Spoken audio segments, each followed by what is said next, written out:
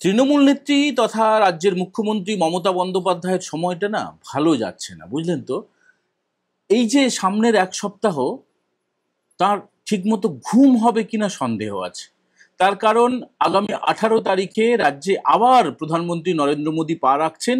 শুধু পা রাখছেন তাই নয়, 18 তারিখে তিনি দুর্গাপুরে একটি জনসভাও করবেন। যেভাবে তিনি মে মাসে উত্তরবঙ্গের আলিপুরদুয়ারে সভা করেছিলেন এবং এ রাজ্যে যে গণতন্ত্র টিকে নেই, এ রাজ্যে যে দুর্নীতি রাজ কায়েম হয়েছে, এ রাজ্যে যে নৈরাজ্যের ছায়া দেখা দিয়েছে, তা নিয়ে মুখ্যমন্ত্রীকে তিনি কটাক্ষ করতে ছাড়েননি।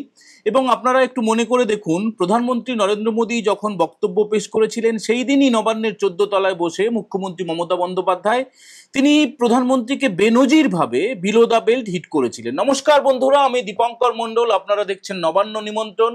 এই যে আগামী এক সপ্তাহ কি হতে চলেছে এবং প্রধানমন্ত্রী আসার ফলে মুখ্যমন্ত্রী মমতা বন্দ্যোপাধ্যায়ের যে রাতের ঘুম উড়ে গিয়েছে এবং তার যে দুশ্চিন্তা, তার যে আশঙ্কা, এসব জিনিস নিয়েই আমরা আলোচনা করব। আপনাদের এই ভিডিও যদি ভালো লাগে অবশ্যই আপনারা নবান্ন নিমন্ত্রণকে সাবস্ক্রাইব করবেন এবং স্কিপ না করে আমাদের এই ছোট্ট ভিডিওটা অত্যন্ত মন দিয়ে দেখবেন। খুব তথ্যবহুল ভিডিও এবং অত্যন্ত প্রাসঙ্গিক ভিডিও। এবার আসা যাক মূল আলোচনায়। 18 তারিখ প্রধানমন্ত্রী নরেন্দ্র মোদী তিনি পা রাখছেন রাজ্যে এবং অন্ডাল বিমানবন্দরে নেমে তিনি জনসভা করবেন। জনসভার পরে তার বিহারের মতিহারে যাওয়ার কথা রয়েছে, মতিহারেও একটি জনসভা হবে। এবং আপনারা জানেন যে নভেম্বর নাগাদ বিহারে বিধানসভা ভোট এবং তার আগে আগস্টেই সম্ভবত নির্বাচনী বিধি জারি হয়ে যেতে পারে, মডেল কোড অফ কন্ডাক্ট জারি হয়ে যেতে পারে বিহারে। এবং তার আগে যে ভোটার তালিকা সংশোধনের কাজ চলছে সেটা নিয়ে বিহারের তরফে বিহারের কোনো রাজনৈতিক দল, বিহারের কোনো বিরোধী দল বা বিহারের শাসক দল কারো কোনো রকমের মাথা ব্যথা নেই। কিন্তু এ রাজ্যের শাসক দল, এ রাজ্যে মমতা বন্দ্যোপাধ্যায়ের তৃণমূল কংগ্রেস, তাদের ভীষণ মাথা ব্যথা। তার কারণ কিন্তু আর কিছু নয়, একটু ভালো করে ভাবলেই আপনারা বিষয়টা বুঝে যাবেন। তার কারণ 20 থেকে 23 বছর আগে 2002 সাল নাগাদ একবার আমাদের রাজ্যে অর্থাৎ পশ্চিমবঙ্গে ভোটার তালিকা সংশোধন হয়েছিল এবং বেশ কয়েক লক্ষ ভুয়া ভোটারের নাম বাদ যায়। এবং বিহারের মতো যদি এ রাজ্যেও ভোটার তালিকা সংশোধন হয় তাহলে প্রায় অন্তত 1 কোটি মানুষের নাম, 1 কোটি ভুয়া ভোটারের নাম বাদ চলে যাবে, যারা বাংলাদেশ থেকে লুকিয়ে চুরিয়ে, রোহিঙ্গা মুসলিমরা, যারা অনুপ্রবেশকারী, যারা এদেশে এসে সামান্য কিছু অর্থের বিনিময়ে ভোটার কার্ড করেছে, আধার কার্ড করেছে, তাদের কিন্তু ভীষণ কষ্ট হবে। এবং কষ্ট তাদের থেকে বেশি হবে রাজ্যের শাসক দলের। রাজ্যের শাসক দল তৃণমূল কংগ্রেস, তারা যে ভুয়া ভোটারদের ওপরে বেশ করে রাজ্যে ক্ষমতায় টিকে থাকে এমন অভিযোগ ভারতীয় জনতা পার্টির তরফে। এবং রাজ্যের যিনি বিরোধী দলনেতা শুভেন্দু অধিকারী, তিনি একাধিকবার অভিযোগ করেছেন। এবং বিহারের মতো যদি এ রাজ্যেও ভোটার তালিকা সংশোধন হয় তাহলে যে আগামী বিধানসভা ভোটে অর্থাৎ 2026 সালের যে মেগা ভোট, সেখানে তৃণমূল কংগ্রেস বেকায়দায় পড়ে যাবে, সেটা নিয়ে আর কারো কোনো সন্দেহ নেই। আপনারা জানেন 18 তারিখ প্রধানমন্ত্রী নরেন্দ্র মোদী তিনি পা রাখছেন তিনি পশ্চিমবঙ্গে এবং দুর্গাপুরে একটি জনসভা করবেন। সেখান থেকে অন্ডাল বিমানবন্দর থেকে তিনি সোজা চলে যাবেন নেহেরু স্টেডিয়ামে। নেহেরু স্টেডিয়ামে একটি জনসভা হবে এবং তারপরে তিনি মতিহারিতে চলে যাবেন। সবচেয়ে যেটা বড় প্রশ্ন, যে 21শে জুলাই তৃণমূল কংগ্রেসের যে বাৎসরিক অনুষ্ঠান হয়, ডিম ভাতের অনুষ্ঠান বলে অনেকে বলেন, আমরা কিন্তু বলছি না, অনেক সমালোচকরা বলে থাকেন, বিরোধী দলগুলি বলে থাকে, কিন্তু 21শে জুলাই ধর্মতলায় তো একটা অনুষ্ঠান আছেই। যদিও ওই দিনই উত্তরবঙ্গে ভারতীয় জনতা পার্টির তরফে ভারতীয় যুব মোর্চা একটি জনসভা করার এবং উত্তরকন্যা অভিযানের ডাক দিয়েছে। ইতিমধ্যেই রাজ্যের বিভিন্ন শহরে, বিভিন্ন গ্রামে সেই পোস্টারও পড়ে গিয়েছে, শুভেন্দু অধিকারীও থাকবেন। সবচেয়ে যেটা মজার কথা, 21শে জুলাইয়ের কিছুদিন আগে 16 তারিখে হঠাৎ করে মুখ্যমন্ত্রী মমতা বন্দ্যোপাধ্যায় তিনি কলকাতার কলেজ স্কোয়ার থেকে ধর্মতলা পর্যন্ত মিছিল করবেন। এটা কিন্তু বিরাট আশ্চর্যের বিষয় আমাদের কাছে, শুধুমাত্র আমাদের কাছে নয়, আপনারা যারা শুনছেন আপনাদের কাছেও বিরাট আশ্চর্যের ব্যাপার। কিন্তু কেন বলুন তো, কারণটা কি? হঠাৎ করে 21 তারিখে তো তার যা যা বক্তব্য বলার, এই এনআরসি মানছি না, এই উমুক মানছি না, তুমুক মানছি না, একে দূর হটাও, ওকে দূর হটাও, নরেন্দ্র মোদী দূর হটো, অমিত শাহ দূর হটো, শুভেন্দু অধিকারী চোর, ইত্যাদি ইত্যাদি ইত্যাদি ইত্যাদি তিনি হাজার হাজার সংলাপ করবেন। তাতে হাততালিও পড়বে, বৃষ্টি হলে যদি তিনি ভেজেন তিনি বলবেন এটা দেখুন প্রকৃতির আশীর্বাদ। যা যা হয়ে আসছে, 2026 সালে ভোট আছে, তার আগে বাজার গরম করার জন্য মুখ্যমন্ত্রী এবং অভিষেক বন্দ্যোপাধ্যায় তারা কিন্তু গরম গরম ভাষণ দেবেন। কিন্তু তার আগে হঠাৎ করে 16 তারিখে আবার কেন মিছিল? যদিও অফিসিয়ালি তৃণমূল কংগ্রেসের তরফে জানানো হয়েছে বিভিন্ন রাজ্যে যারা এই অনুপ্রবেশের অভিযোগে বা যারা বাংলাদেশ থেকে ভারতে চলে এসছে সেই অভিযোগে যাদেরকে ধরা হচ্ছে এবং শটান তাদেরকে বাংলাদেশে ফেরত পাঠানো হচ্ছে, যদিও তার মধ্যে কেউ কেউ পশ্চিমবঙ্গের অধিবাসীও ধরা পড়ছেন এবং পরে তাদেরকে কাগজপত্র পরীক্ষা করে বিভিন্ন রকমের খোঁজ খবর নেওয়ার পরে তাদেরকে ছেড়েও দেওয়া হচ্ছে। অফিসিয়ালি কারণ বলা হয়েছে তৃণমূল ভবন থেকে সাংবাদিক বৈঠক করে যে এই যে বাংলা ভাষা বলার জন্য নাকি ধরা হচ্ছে বিভিন্ন রাজ্যে রাজ্যে, তার প্রতিবাদে 16 তারিখ মুখ্যমন্ত্রী পথে নামছেন এবং তিনি কলেজ স্কোয়ার থেকে ধর্মতলা পর্যন্ত মিছিল করবেন। বিষয়টা কিন্তু এত সোজা না।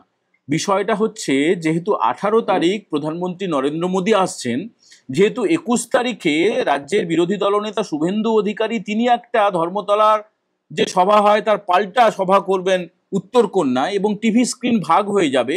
যখন মমতা বলবে তখন যদি শুভেন্দু বাবু বলেন তাহলে দেখবেন টিভির স্ক্রিনে একদিকে মমতা একদিকে শুভেন্দু। এই যে খবরটাকে ভাগ করে নেওয়া, এটা তো কোনোভাবেই তিনি সহ্য করতে পারছেন না। এবং শুধুমাত্র তাই নয়, এই যে ভোটার তালিকা সংশোধন যদি পশ্চিমবঙ্গে হয়, 1 কোটি ভোটার যদি বাদ চলে যায়, তার ফলে যে আশঙ্কা, তার ফলে ক্ষমতা হারানোর, গদি হারানোর যে ভয় রয়েছে, সেই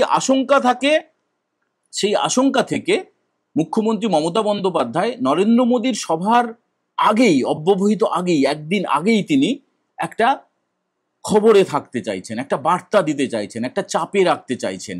যেভাবে আপনাদের মনে থাকবে একবার রাজ্য পুলিশের এখনকার যিনি ডিজি রাজীব কুমার, তার বিরুদ্ধে যখন সিবিআই তদন্ত হয়েছিল, সিবিআই সম্ভবত গ্রেপ্তার করতে পারে এরকম একটা হাওয়া উঠে গিয়েছিল। সেই রাজীব কুমারকে বাঁচানোর জন্য মুখ্যমন্ত্রী মমতা বন্দ্যোপাধ্যায় তিনি ধর্মতলায় তিনি অবস্থানে বসে গিয়েছিলেন, ভাবুন। এবং এটাও কিছুটা তার সঙ্গে সঙ্গতি রয়েছে। এই যে প্রধানমন্ত্রী আসছেন এবং প্রধানমন্ত্রী এলে যখন তিনি এই যে এনআরসির পক্ষে কথা বলবেন, ভোটার তালিকা সংশোধনের পক্ষে কথা বলবেন, এ রাজ্যে কন্যাদের সুরক্ষা নেই সে প্রসঙ্গ তুলবেন, এ রাজ্যের কলকাতা শহরের সাউথ কলকাতা ল কলেজে একজন ছাত্রী ধর্ষিতা হয়ে যাওয়ার প্রসঙ্গে তিনি তুলতেই পারেন এবং রাজ্য প্রশাসনের বিরুদ্ধে তিনি বিষোদ্গার করবেন। রাজ্য প্রশাসনের যে দুর্নীতি রয়েছে, এ রাজ্যের শাসক দলের ছাত্র সংগঠন তারা যেভাবে সরাসরি দুর্নীতিতে জড়িত, এবং এই যে মনোজিৎ, এ তো একসময় তৃণমূল ছাত্র পরিষদেরই নেতা ছিল, তৃণমূল শাসক দলেরই অঙ্গ, এবং সে মূল অভিযুক্ত। ধর্ষণ কাণ্ডে যে 3 জন গ্রেপ্তার হয়েছে, এই মনোজিৎ হচ্ছে মূল অভিযুক্ত।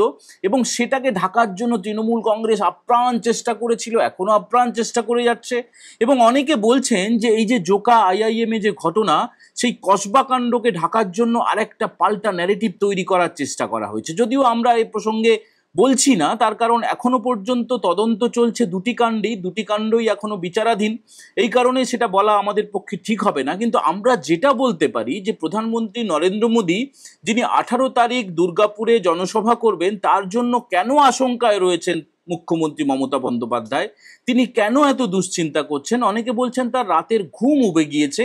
এই কারণ খুঁজতে গিয়ে আমরা যেটা জানতে পারলাম সেটা হচ্ছে প্রধানমন্ত্রী এখানে এসে কি বলতে পারেন, যেটা প্রধানমন্ত্রীর দপ্তর সূত্রে বা বিজেপি নেতাদের সূত্রে, যারা শীর্ষ নেতা তাদের সঙ্গে কথা বলার পরে যা আলোচনা উঠে আসছে, সেটা হচ্ছে এই যে ভুয়া ভোটারদের তুলে ছুঁড়ে ফেলে দেওয়া, সেটা নিয়ে প্রধানমন্ত্রী মুখ খুলতে পারেন। এবং এই যে অনুপ্রবেশকারী যারা বাংলাদেশ থেকে যারা অনুপ্রবেশ করছেন এবং যারা এখানকার ভুয়া আধার কার্ড, ভুয়া ভোটার কার্ড বানিয়ে ফেলেছেন, সেই অনুপ্রবেশকারীদের নিয়ে প্রধানমন্ত্রী বলতে পারেন, তাতে করে মমতার দুশ্চিন্তা হতে পারে। এর পাশাপাশি যেটা হতে পারে, এই যে কন্যা সুরক্ষা নিয়ে যাত্রা চলছে, কন্যা সুরক্ষা, কন্যা বাঁচাও এবং মমতা হটাও, এই স্লোগান নিয়ে বিরোধী দলনেতা শুভেন্দু অধিকারী একের পর এক তিনি মিছিল করছেন, পদযাত্রা করছেন, তিনি সভা করছেন। এই কন্যা সুরক্ষা নিয়েও প্রধানমন্ত্রী নরেন্দ্র মোদী বলতে পারেন। এর বাইরে তিনি যেটা বলতে পারেন, এই যে ওবিসি তালিকা এবং ইডব্লিউএস এর তালিকা তৈরি হচ্ছে, সেখানে সংখ্যালঘু মুসলিমদেরকে সুবিধে পাইয়ে দেওয়ার একটা চেষ্টা হচ্ছে বলে অভিযোগ উঠেছে, সে প্রসঙ্গেও প্রধানমন্ত্রী বলতে পারেন। এর পাশাপাশি এই যে এনআরসি জুজু দেখানোর একটা চেষ্টা তৃণমূল কংগ্রেস করেছিল 2021 সালের বিধানসভা ভোটে, 2026 সালেও সেই কাণ্ডটি করতে চলেছে। এবং আপনারা অনেকেই জানেন না যে কোচবিহারে যে ব্যক্তিকে আসামের সরকার তারা চিঠি পাঠিয়েছিল, এনআরসি সংক্রান্ত চিঠি, এবং তাকে কিন্তু 21শে জুলাইয়ের মঞ্চে হাজির করা হবে। এবং সেই 21শে জুলাইয়ের মঞ্চে এনআরসি নিয়ে বেশ কিছু সত্য মিথ্যে মিশিয়ে মুখ্যমন্ত্রী মমতা বন্দ্যোপাধ্যায় বক্তব্য পেশ করতে পারেন, এটা আগাম জানা গিয়েছে। তার বিভিন্ন গতিবিধি, তার বিভিন্ন রকমের কথাবার্তা থেকে এটা বোঝা গিয়েছে। তিনি সোশ্যাল মিডিয়াতে তিনি কিন্তু পোস্ট করার সময় পান না। যখন কসবাকাণ্ডে ছাত্রী ধর্ষিতা হয়ে যান, তিনি কিছু বলার সুযোগ পান না, সময় পান না, তার সময় হয় না, অথবা তিনি ইচ্ছাকৃত বলেন না। কিন্তু তিনি এই এনআরসি নিয়ে কিন্তু ইতিমধ্যেই সোশ্যাল মিডিয়ায় সরব হয়েছেন। তিনি বিহারের যে ভোটার তালিকা সংশোধন বা কোথায় কোন রাজ্যে কি চলছে, কোন দেশে কি চলছে, এই যে বাংলা বলতে গিয়ে কে কোথায় ধরা পড়ে যাচ্ছে তার প্রতিবাদে তিনি সামিল হচ্ছেন, তিনি সোশ্যাল মিডিয়া ফাটিয়ে দিচ্ছেন, আগুন লাগিয়ে দিচ্ছেন। কিন্তু একবারও এ রাজ্যের একটি মেয়ে যখন ধর্ষিতা হয়ে যায় তিনি বলার সময় পান না। প্রধানমন্ত্রী নরেন্দ্র মোদী এই প্রসঙ্গগুলো তুলতে পারেন এবং এই এনআরসি জুজু, ভুয়ো ভোটার, অনুপ্রবেশকারী, কন্যা সুরক্ষা, ওবিসি, ইডব্লিউএস, এই যে ভোটার তালিকায় সংশোধন, এসব নিয়ে কিন্তু প্রধানমন্ত্রী বলতে পারেন। এবং এতে করে তৃণমূলের ঘোর আপত্তি রয়েছে, বিশেষত মুখ্যমন্ত্রী মমতা বন্দ্যোপাধ্যায়, যিনি তৃণমূল নেত্রী, যিনি সবকিছু ছক করে রেখেছিলেন যে 21শে জুলাইয়ের মঞ্চ থেকে তিনি একদম ফাটিয়ে দেবেন। কিন্তু হঠাৎ করে জানা গেল যে 18 তারিখ প্রধানমন্ত্রী নরেন্দ্র মোদী চলে আসছেন। যেভাবে তিনি আলিপুরদুয়ারের সভা থেকে সরকারি মঞ্চে তিনি কিছু বলেন না, যদিও এ রাজ্যের মুখ্যমন্ত্রী ওই সরকারি সভা আর জনসভা সব এক করে ফেলেন। যেহেতু প্রধানমন্ত্রী নরেন্দ্র মোদী তিনি গোটা দেশের প্রধানমন্ত্রী, তিনি কিন্তু আলিপুরদুয়ারে যে সভা হয়েছিল জনসভা, সেখান থেকে তিনি রাজনৈতিক বক্তব্য রেখেছিলেন, আলাদা করে তিনি একটি সরকারি অনুষ্ঠান করেছিলেন। দুর্গাপুরেও একই ব্যাপার হবে, মতিহারিতেও একই ব্যাপার হবে। যেখান থেকে তিনি জনসভা করবেন, দলের জনসভা, সেখান থেকে যে তিনি রাজ্য সরকারের প্রত্যেকটা দুর্নীতি, রাজ্য সরকারের প্রত্যেকটা অপদার্থতা, এ রাজ্যের নৈরাজ্য, এ রাজ্যের নারী সুরক্ষা, সমস্ত বিষয় কিন্তু তিনি উল্লেখ করবেন, এটা নিয়ে কোনো সন্দেহ নেই।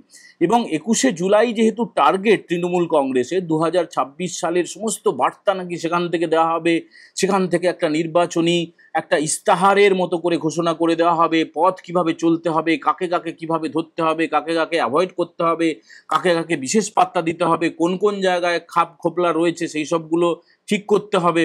তো সেই সভার আগেই মুখ্যমন্ত্রী মমতা বন্দ্যোপাধ্যায় তিনি বাধ্য হয়ে তার আশঙ্কা থেকে, তার সেই বিনিদ্র রাত কাটছে এমনটা জানা যাচ্ছে সূত্রের মাধ্যমে, তিনি কিন্তু রাস্তায় নামছেন। এবং আশা করি আপনাদের কাছে বিষয়টা কিছুটা হলেও পরিষ্কার হলো।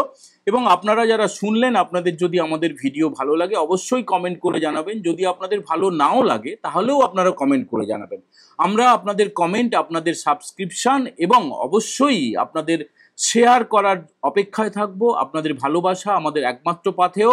আজকের মতো আমরা এই আলোচনা এখানেই শেষ করছি। পরে আবার দেখা হবে নতুন কোনো বিষয় নিয়ে, নতুন কোনো আকর্ষণীয় স্টোরি নিয়ে। সবাই খুব খুব খুব ভালো থাকবেন। জয় হিন্দ, বন্দে মাতরম।